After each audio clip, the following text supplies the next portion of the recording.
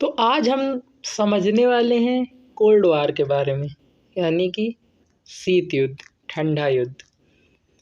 आखिर क्या है ये? देखिए, जब ये शुरू हुआ ना, तो इसके शुरू होने के साथ हम ये नहीं कह सकते कि ये कब से शुरू हुआ और कब ये ख़त्म होगा। ये एक तरीके से हम कह सकते हैं कि समय नहीं है, ये एक तरीके से एक एरा था, एक ज़माना था जिसमें ये लड़ाई लड़ी गई। कुछ लोगों का मानना है कि आज भी चल रहा है और कुछ का मानना है कि ख़त्म हो चुका है। लेकिन वो सब तो अलग बात है कि कब शुरू हुआ कब ख़त्म हुआ। बात ये होती है कि ये शुरू कैसे हुआ, किनके बीच हुआ, ये कोल्ड वार क्यों है, हॉट वार क्यों नहीं, गर्म क्यों नहीं कहते। तो आज इन्हीं सब चीज़ों को देखते हैं। आपको पहला विश्व युद्ध और दूसरे विश्व युद्ध के बारे में आपने सुना होगा, first world war and second world war के बारे में। और आपने एक ये भी चीज़ सुनी होगी कि प्राइवेट और सरकारी। ये हम आपको एकदम सिंपल भाषा में जो हमें समझ में आएगी उसमें समझाते हैं। तो एक होता है प्राइवेट, एक होता है सरकारी। आज भी आप देखेंगे कि कई लोग किसके समर्थन में रहते हैं। कई लोग होते हैं समर्थन में कि प्राइवेट होनी चाहिए सब चीज़ें, और कुछ लोगों का मानना है गवर्नमेंट सरकारी होनी चाहिए। ये लड़ाई आज की नहीं है। इसको बड़े पैमाने पे देखें तो इसको बोलते हैं जो कैपिटलिस्ट, और इसको एक तरीके से सोशलिस्ट। और ये जो लड़ाई है ये विचारधारा है एक तरह से। तो जो लोग सोचते हैं कि कैपिटलिस्ट यानी कि प्राइवेट होना चाहिए, और एक कि सरकारी सोशल वेलफेयर होना चाहिए। ये जो दो विचारधाराएं हैं ये द्वितीय विश्व युद्ध के बाद शुरू होती हैं। जब दूसरा विश्व युद्ध हुआ तो अमेरिका जो है, अमेरिका मानने वाला है ये कैपिटलिस्ट विचारधारा को, और जो यूएसएसआर यानी कि रूस अब के समय में है ये मानने वाला था कैपिटलिस्ट को, सोशलिस्ट विचारधारा को। दूसरे विश्व युद्ध में, पहले विश्व युद्ध में ये दोनों साथ में थे, लेकिन जब दूसरा विश्व युद्ध ख़त्म हुआ तो ये दोनों एक तरीके से सुपर पावर के रूप में उभरे। अब ये दोनों चाहते थे कि आप जैसे कि आपने देखा होगा कि जो प्राइवेट वाले हैं वो मतलब जो प्राइवेट का समर्थन करते हैं, प्राइवेट चीज़ों का, वो चाहते हैं कि सब लोग हमारी तरह सोचें, और जो सरकारी चीज़ों का, गवर्नमेंट वाली चीज़ों का समर्थन करते हैं वो चाहते हैं कि सब हमारी तरह सोचें। तो अब जब सेकेंड वर्ल्ड वार ख़त्म होगा तो ये अपने अपने इन्फ्लुएंस में सभी देशों को लाना चाहते थे, या फिर एक तरह से कहें तो पूरी दुनिया को अपने इन्फ्लुएंस में लाना चाहते थे। इनका मानना था, यानी कि यूएसए का मानना था कि पूरी दुनिया किस तरीके की होनी चाहिए, कैपिटलिस्ट हो जाए इनके इन्फ्लुएंस में। एंड यूएसएसआर यानी कि रसिया का मानना था कि सारी दुनिया सोशलिस्ट हो जाए। अब यहाँ से चालू होता है कोल्ड वार। कोल्ड वार आखिर है क्या? कोल्ड वार में हम समझने वाले हैं कि कोल्ड वार अब है क्या। तो the cold war was a state of geopolitical tension after the second world war between powers western and eastern. अब आपको जैसा कि पता है कि वेस्ट इस तरफ है तो सही बात है, ईस्ट इस तरफ है, सही बात है। इसमें आपको कंफ्यूज नहीं होना, ये केवल हमसे इसलिए बनाया गया है कि कन्फ्यूजन, मतलब कि जब हम नोट्स पढ़ते हैं ना, तो अगर वो सीधी नोट्स हैं तो उसमें एक तरह से जैसे सीधी रोड होती तो आपको नींद आने की संभावना है, तो इसमें हमने उल्टा कर दिया कि माइंड एक्टिव रहे। ठीक है, तो आपको ये समझ के चलना है कि वेस्ट इस तरफ और ईस्ट इस तरफ। आप देखते हैं ईस्ट में इस तरफ ईस्टर्न ब्लॉक में हो गया द सोवियत यूनियन यानी यूएसएसआर और उसके साथ जो स्टेट्स थे। वेस्टर्न ब्लॉक यानी इधर हो गया USA and NATO allies, NATO यानी कि यूरोप के जो देश उसके साथ थे। अब आते हैं when was the cold war fought from 1947 to 1989 और 1991, यानी कि 1947 से 1989 या 91 तक। लेकिन कुछ का मानना है कि no fixed beginning and end, इसका कोई फिक्स शुरुआत और अंत नहीं है। इट वाज एन एरा, ये एक एरा था। Why was it cold? No direct combat और fight between the USSR and USA, यानी कि इसमें जो था ना यूएसए और यूएसएसआर डायरेक्ट एक दूसरे पे अटैक नहीं कर रहे थे, ये एक किसी देश को सपोर्ट करते थे। और अगर यूएसए इस देश को सपोर्ट कर रहा है तो पक्का था कि यूएसएसआर इस देश को अपोज करेगा, यानी कि इसके अगेंस्ट में आ जाएगा। बहुत सारे देश इसका शिकार हुए, जिसमें से लॉट्स ऑफ प्रॉक्सी वार्स, दो कोरिया, वियतनाम, अफगानिस्तान। इसमें क्या होता था कि डायरेक्ट वार, जैसे कि ये दो देश हैं, ये यूएसए और ये यूएसएसआर, और ये दो देश हैं, तो ये दोनों देश आपस में लड़ रहे होंगे, तो ये इसको सपोर्ट करेगा तो ये इसके खिलाफ होगा, मतलब ये इसको सपोर्ट करेगा। इस तरीके से ये पूरा खेल चल रहा था। इसमें कोरिया, वियतनाम और अफगानिस्तान इनका शिकार हुए। कैरेक्टरिस्टिक्स ऑफ कोल्ड वार, अब इसमें क्या क्या मेन चीज़ें थीं, तो जैसा कि हमने बात की आइडियोलॉजिकल डिफरेंसेस थे, विचारधारा जो थी ना, कि इनका मानना था कि सब प्राइवेट होना चाहिए, इनका मानना सोशलिस्ट होना चाहिए।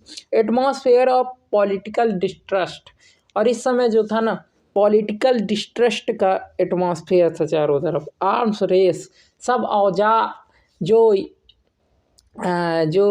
आर्म्स हैं, औजार, यंत्र, ये सब इकट्ठा करने में जुटे थे। रेस इसकी एकदम शुरू हो गई थी। एक्सवाइनेज, स्पाई सिस्टम बढ़ गया था।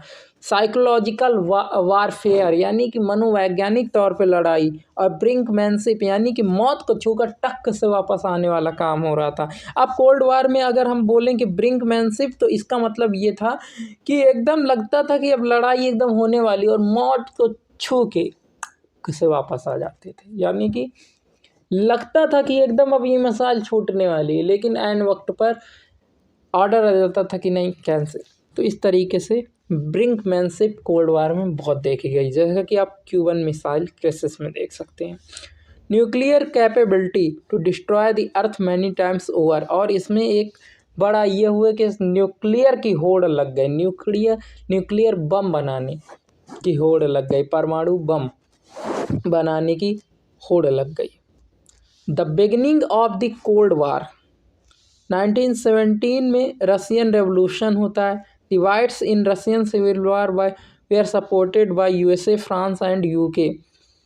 1922 में क्या होता है कि यूएसएसआर की स्थापना हो जाती है। 1933 में diplomatic relations between USA and USSR. अभी आप देखेंगे 1933 में ये साथ में under Stalin dictatorship, both were allies against Axis powers in World War Two, और दोनों साथ में वर्ल्ड वार टू लड़ते हैं। After 1945 USSR tried to exert communist influence throughout the central and eastern Europe as a buffer against Germany, various communist govts were propped up. और एक तरीके से आप कह सकते हैं कि जो यूएसएसआर था वो जब सेकेंड वर्ल्ड वार ख़त्म हुआ तो अपना इन्फ्लुएंस, जैसा कि अभी हमने देखा कि वो फैलाना चाहता था, उसी तरीके आप यहाँ पे देखेंगे कि यूएसए चाह रहा था कि वो अपना इन्फ्लुएंस का मतलब कि अपना प्रभाव फैलाए। और इस तरीके से जर्मनी जो था ना, जर्मनी के जो ईस्ट वाला पार्ट था उसमें यूएसएसआर, और जो वेस्ट वाला पार्ट था उसमें यूएसए अपना एक तरीके से इन्फ्लुएंस बना चुके थे। और जो जर्मनी को आप जानते हैं कि डिवाइड कर दिया गया था, उनके बीच जो वर्ल्ड वार सेकेंड में जीते थे। और बर्लिन को जो एक महत्वपूर्ण शहर था उसको भी 4 भागों में बांट दिया गया था विजेताओं के बीच में। इसके बाद अगर हम बात करें तो US's policy to combat USSR growing influence, और यूएसएसआर का जो इन्फ्लुएंस उस समय बढ़ रहा था उससे फाइट करने के लिए यूएसए की पॉलिसी आती है कंटेनमेंट पॉलिसी, जिसमें मार्शल प्लान फॉर रिकंस्ट्रक्शन, जिसमें ट्रू मैन की doctrine 1947 to support other nations against communism. इनका ये मेन मतलब कि ये कंटेनमेंट पॉलिसी क्या थी कि जो देश का मतलब कि उन देशों का समर्थन करना जो कम्युनिज्म के खिलाफ हैं। USA propped up many anti communist regimes throughout the world, और बहुत सारे जो साम्यवाद विरोधी देश थे उनको यूएसए ने खड़ा कर दिया। द बर्लिन ब्लॉकेड 1948 में क्या होता है कि जैसा कि हमने अभी देखा था, यहाँ पे जो जर्मनी था उसको 2 भागों में बांट दिया गया था। ईस्ट वाले भाग में कौन था? ईस्ट वाले भाग में था आपका यूएसएसआर, ठीक है, मान लीजिए ये जर्मनी, इस तरफ था यूएसएसआर और इस तरफ था यूएसए का इन्फ्लुएंस। तो यहाँ पे जो बर्लिन था इसको भी 4 भागों में यहाँ पे बांटा गया था। जब बांटते समय ये नहीं सोचा गया था कि ये जो एक तरीके से पार्ट है ये तो यूएसएसआर का है। अब 1948 में क्या होता है कि ये यूएसएसआर इस एरिया में मतलब कि जो यहाँ पे क्योंकि ये थोड़ी सी जगह यहाँ पे यूएसए की भी थी, तो इनका रास्ता यहाँ से बंद कर देता है। तो अब यहाँ पे खाने पीने का सामान पहुँचाने के लिए यूएसए को यहाँ से जहाज़ से भेजता है यूएसए। तो इस तरीके से यहाँ पे इसको बर्लिन ब्लॉकेड कहा गया था, जो यूएसएसआर ने एंट्री मतलब कि इस एरिया से यहाँ पे बंद कर दी थी, ठीक है। तो USSR wanted control over entire Berlin, और यूएसएसआर चाहता था पूरे उसमें कब्जा कर लेना, कंट्रोल नियंत्रण कर लेना। Stalin stopped the supply route to West Berlin. USA UK air dropped supplies to break the blockade, and Germany officially split into 2 countries in 1949, और 1949 में जर्मनी टूट जाता है। 1949 में क्या होता है? 1949 में formation of NATO, China fail under communist power PRC and ROC। USSR detonated its first nuclear weapon, and many communist government come up in East and Central Europe, ठीक है। The contours are clear. अब 1950 में तक क्या हो गया था, 1950 तक अभी तक तो सब सोच रहे थे ये मैटर क्या है इधर, ये ईस्ट जर्मनी में और वेस्ट जर्मन में, ये सब मतलब कि किसी समझ नहीं आ रहा था मेन लड़ाई किस बात की है। जो अभी तक साथ में थे वो अब लड़ किस बात में रहे हैं। लेकिन 1950 तक ये क्लियर हो गया था that this is a cold war. By 1950s, it had become clear that the two sides were at war without open conflict, कि ये खुला जो संघर्ष नहीं है और यहाँ पे युद्ध भी है। आइडियोलॉजिकल वार था जिसमें कैपिटलिज्म या फिर हम उसे बोलें कंज्यूमरिज्म, और या फिर हम बोलें उसे डेमोक्रेसी वर्सेज में था कम्युनिज्म, सोशलिज्म या फिर टोटलिटेरियनिज्म। इसका न्यूक्लियर एंगल अगर देखें तो first time in human history of weapon so potent, ये न्यूक्लियर जो पावर ही थी जिसने दोनों को हॉट होने नहीं दिया, क्योंकि इनके पास भी न्यूक्लियर है, इनके पास भी है, अगर ये मारेंगे तो ये भी मारेंगे।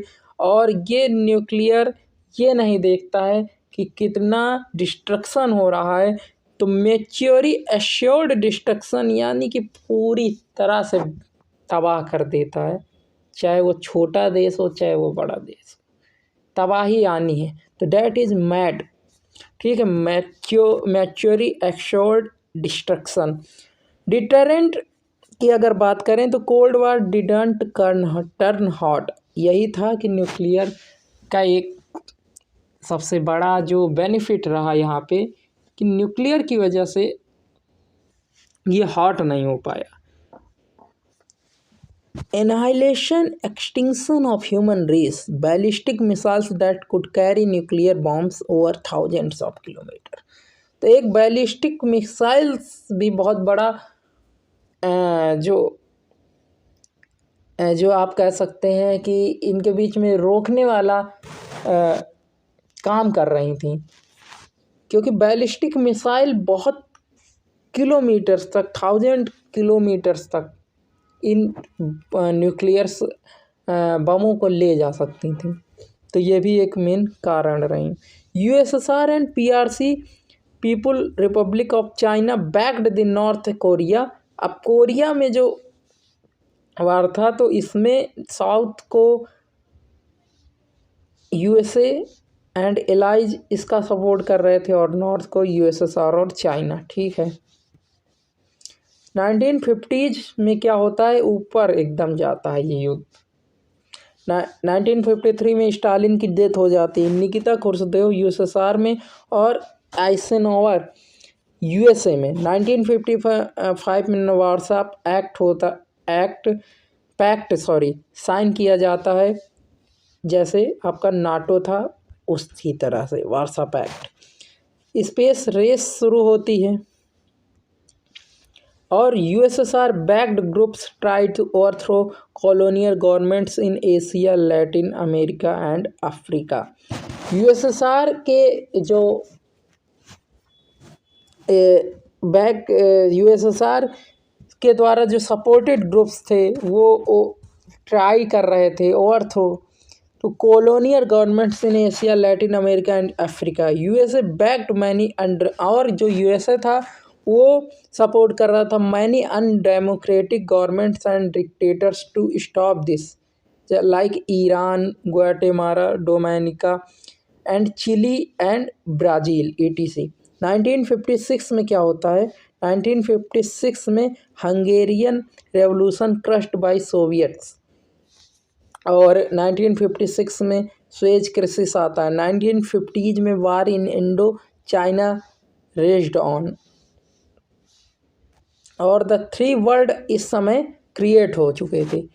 जो यूएसए ये हो गया कैपिटलिस्ट, यूएसएसआर कम्युनिस्ट, और ये नीचे के जो अभी कॉलोनियल जो रीजन थे, जो अभी अभी बेचारे आज़ाद हुए थे, तो ये इन्होंने अलग रहना चाहा और इन्होंने न इसका सपोर्ट किया न इसका सपोर्ट किया, और खुद से एक अलग संगठन की भी रचना की, जिसको हम कहते हैं NAM यानी नॉन अलाइंड मूवमेंट।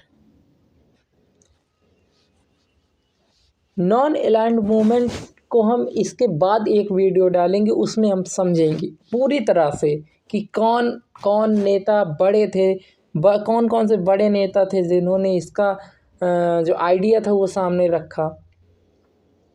भारत से पंडित जवाहरलाल नेहरू का क्या इसमें योगदान था, वो सब हम देखने वाले हैं आगे आने वाली वीडियो में। तो वो NAM, लेकिन अभी हम कोल्ड वार में जो मेन दो हैं उनकी बात कर रहे हैं। तो 1960s में, 1960s के थोड़े से मेन चीज़ें देख लेते हैं। 1960s में U2 प्लेन इंसिडेंट होता है और फिर उसी में पेरिस समिट फेल्ड हो जाती है। बर्लिन वॉल जो कंस्ट्रक्शन शुरू हो जाता है, बर्लिन में एक वॉल। 1962 में क्यूबन मिसाइल क्राइसिस होता है। अब क्यूबन मिसाइल क्राइसिस क्या था, तो 1962 में क्या होता है, Cuba underwent a revolution in 1959।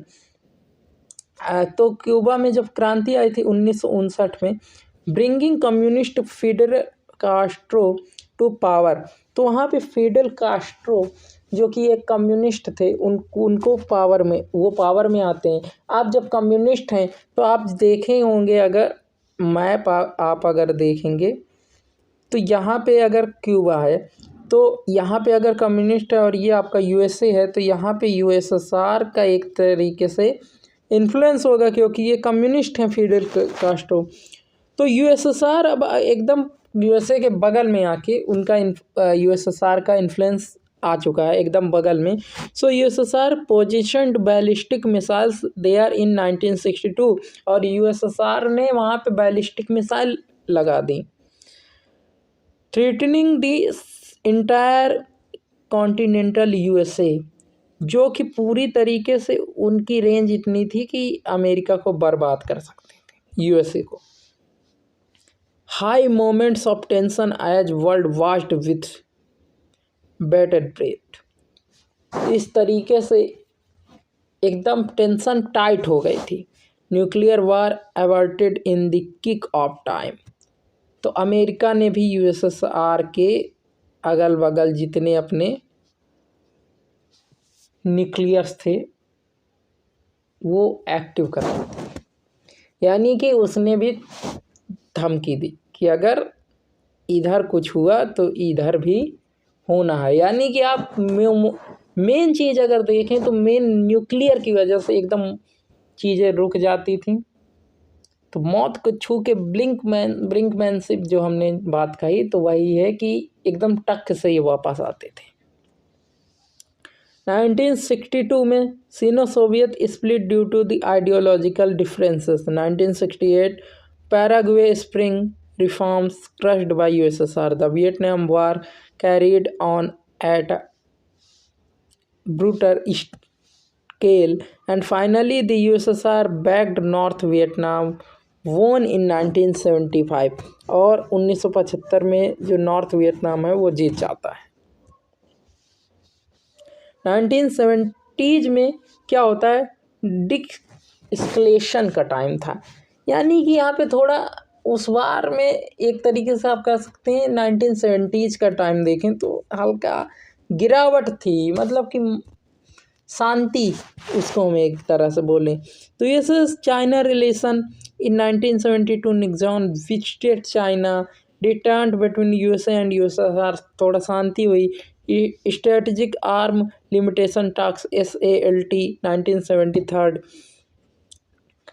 Reducing nuclear missiles, और इन सब में बात हुई कि हम अपना जो हमारे हथियार हैं उनको कम करेंगे, रिड्यूसिंग एंटी बैलिस्टिक मिसाइलों को अपने कम करेंगे, इस तरीके से बात चली। 1979 में USSR send troops to Afghanistan to help the newly formed communist government. अब अफगानिस्तान में एक नई साम्यवादी सरकार बनी 1979 में। अब यूएसएसआर ने अपनी फिर से ट्रूप्स वहाँ भेज दिए। अब यूएसए फिर supported mujahideen against USSR and end of detente, और फिर से ये जो शांति थी भंग हुई। 1980s में फिर से ये ऊपर की तरफ जाने लगा।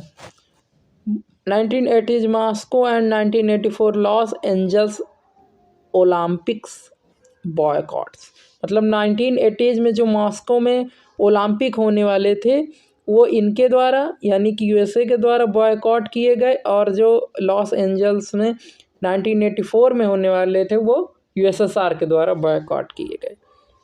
Ronald Reagan increased military spending eventually while USSR could not keep up due to its falling economy, और एक तरीके से जो मिलिट्री थी वो बढ़ाई गई, और लेकिन ये यूएसएसआर जो था ना, यूएसएसआर की उस समय इकोनॉमी बहुत डाउन हो रही थी। Strategic defence initiative plan by USA to equip satellites with nuclear missiles Star Wars. 1983 large NATO military exercise again brought the world on the brink of nuclear annihilation.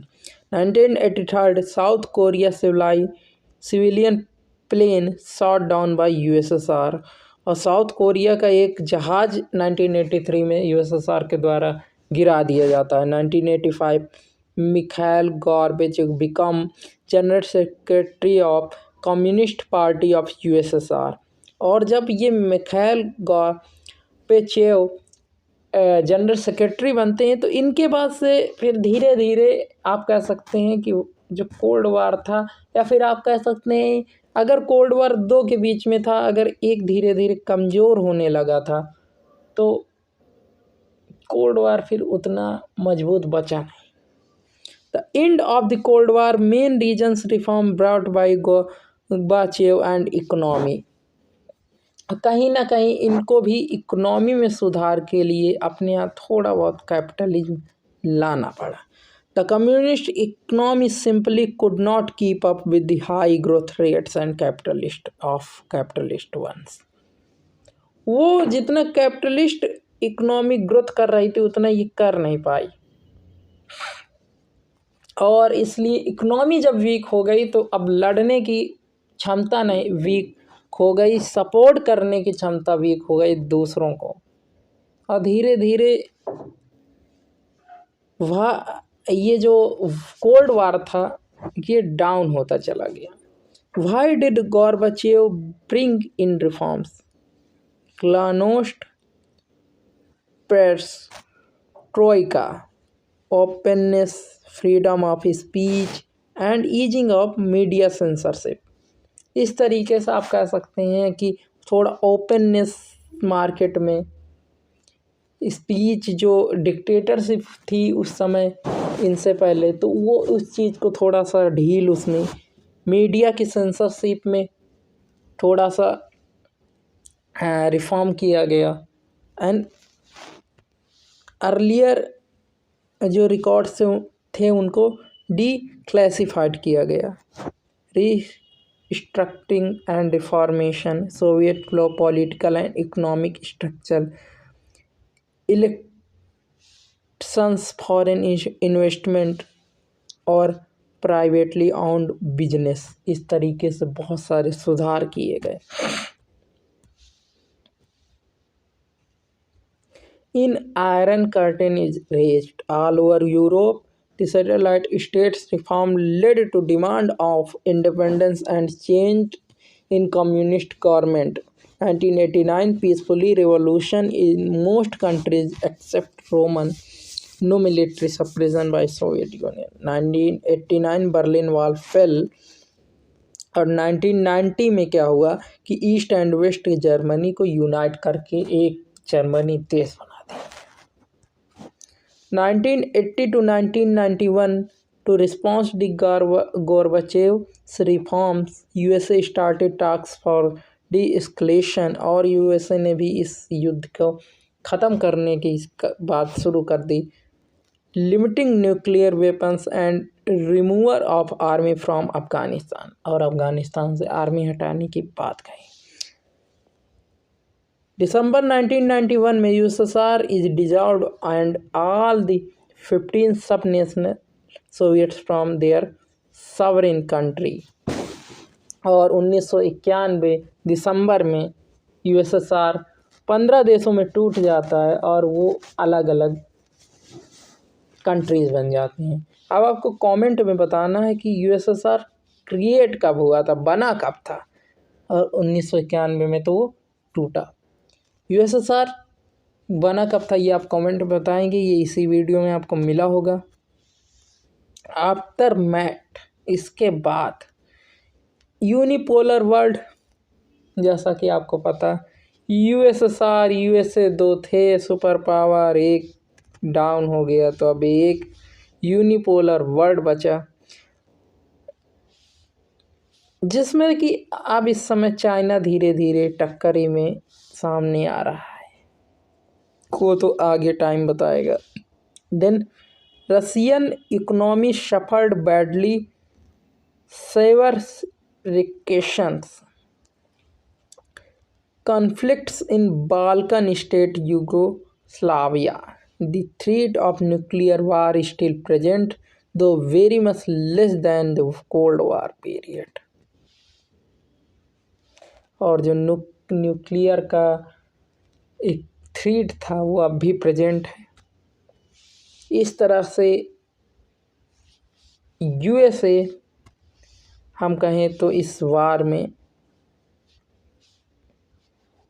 Last में बचा और USSR बुरी तरह हारा और प्रभावित हुआ। तो ये था एक कोल्ड वार।